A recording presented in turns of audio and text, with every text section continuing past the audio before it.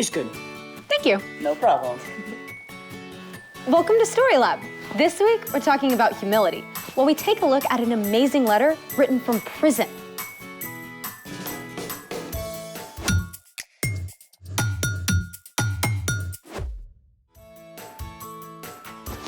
Hey, I'm Sebastian. And I'm Skylar. We're talking about humility, which is putting others first by giving up what you think you deserve.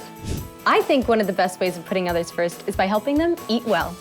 Like a box of fudge rounds. I was thinking more of tasty veggies. My relationship with vegetables is complicated. How about this vegetable? Are you for real? Yep, world's heaviest carrot, according to the Guinness Book of World Records. That's gonna need a lot of ranch. Then there's this. World's biggest cabbage? Yep. It's like part of some prehistoric jungle. I feel like we should see some dinosaurs roaming past it. Speaking of which, it's a Vegisaurus! world's largest mixed vegetable sculpture. Amazing. Slightly terrifying. Our guest today knows a thing or two about veggies. He builds with them? Nope, he grows them. Great. I'm ready. Hi, Phil. We're so excited to talk with you. Hi, guys. Hey, it's good to be here. Can you tell us a little bit about what you do? Sure. I run Sheriff Farms, which is a small market garden that supplies an average of 40 baskets a week, all 4 seasons of the year to our 65 families. Wow. What's your farm like? Well, it's a very intense little farm. It's a 1/4 acre if you do the math of how much we actually grow on. But we grow all major food groups. That's what makes a market garden a market garden. It has a variety of crops, a great diversity of crops, and we grow them all. Everything from broccoli and cabbage and beets and carrots and lettuce and kale and bok choy, onions and garlic, and a lot more. So, any watermelons? No watermelons. The watermelons would cover this entire garden. So you have a special plan of what you plant? Absolutely. I can tell you what I'm planting next year and where I'm going to plant it. We rotate our crops every year into a new space. And so ideally, the same crop isn't planted for almost 8 years if I'm managing the garden well. Wow, that's a long time. Okay, it's easier on the soil and allows the garden to produce very well. A good garden is always giving back to the environment. So it's like you have to get to know your dirt.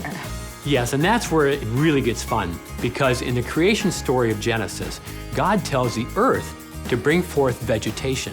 I'm always amazed at how the ground can adapt and respond to good care and love with such energy and life, like this. So farming is really a lot of hard work, right? I do work hard, but you know, everyone works hard. I get to choose the times when I work hard. All the vegetables you provide are such an amazing way to serve the community. Well, I'm glad I can do my part. But really, I'm only one gardener. In fact, that's how I sign my emails to my updates of my customers. One of you gardeners. How's that? Well, I love it when people come to my farm to pick up their produce for the week, and they can see where it all comes from, and they can see the person who's actually involved. But in reality, most of our food comes from people that are laboring, whose names we don't know, whose stories we'll never hear, and they have to work under tough conditions.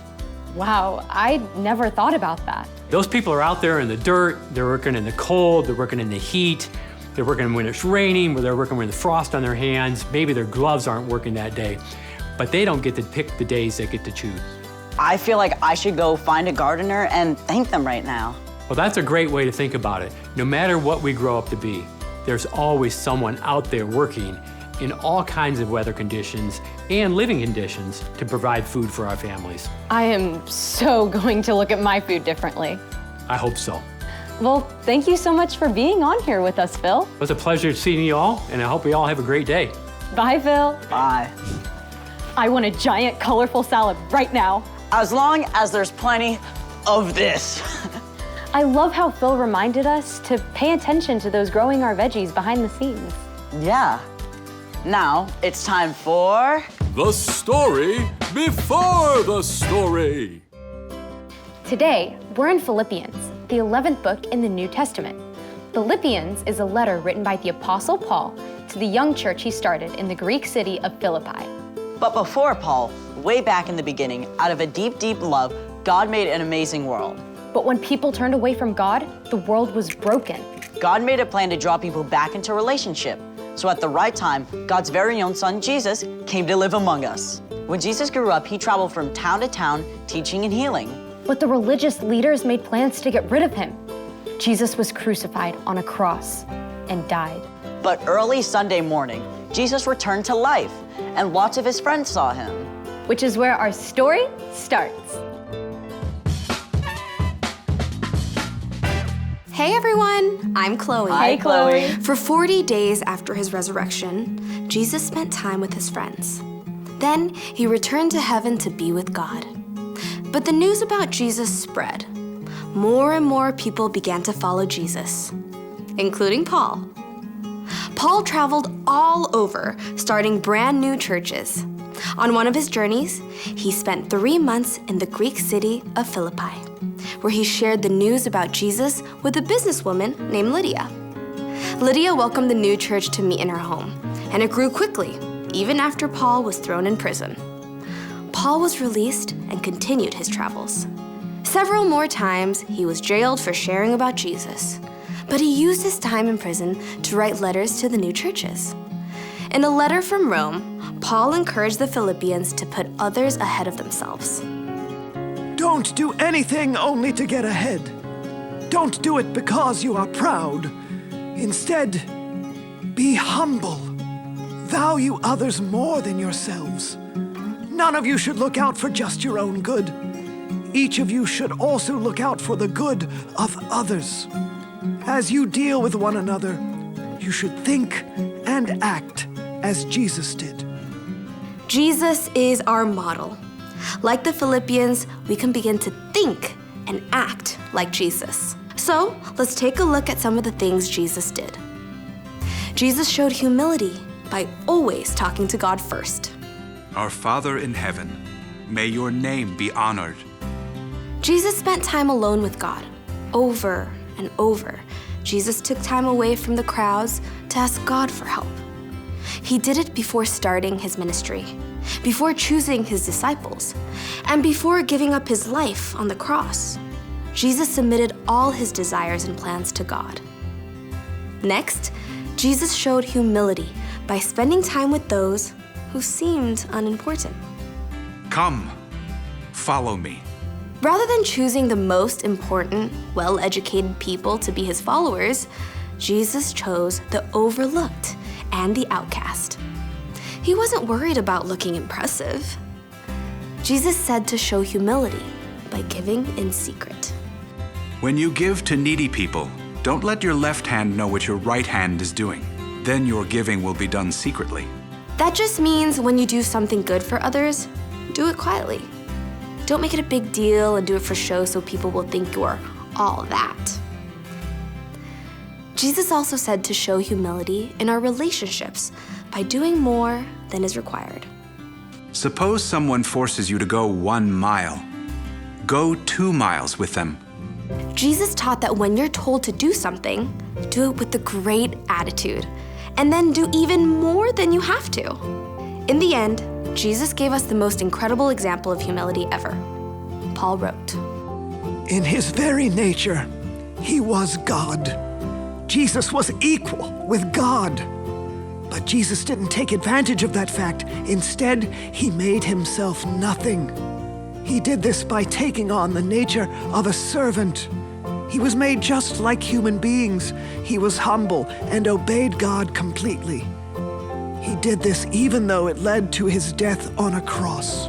most of us will never be asked to actually die for someone.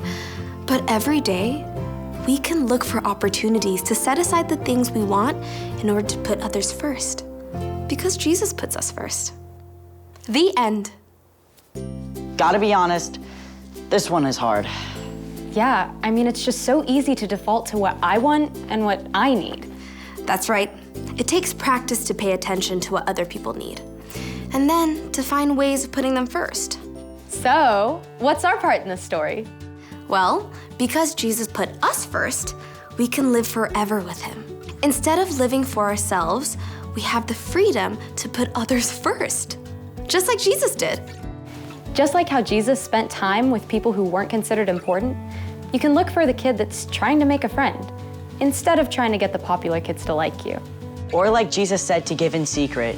You could quietly share a snack with a friend who doesn't have one, and you don't have to make a big deal about it.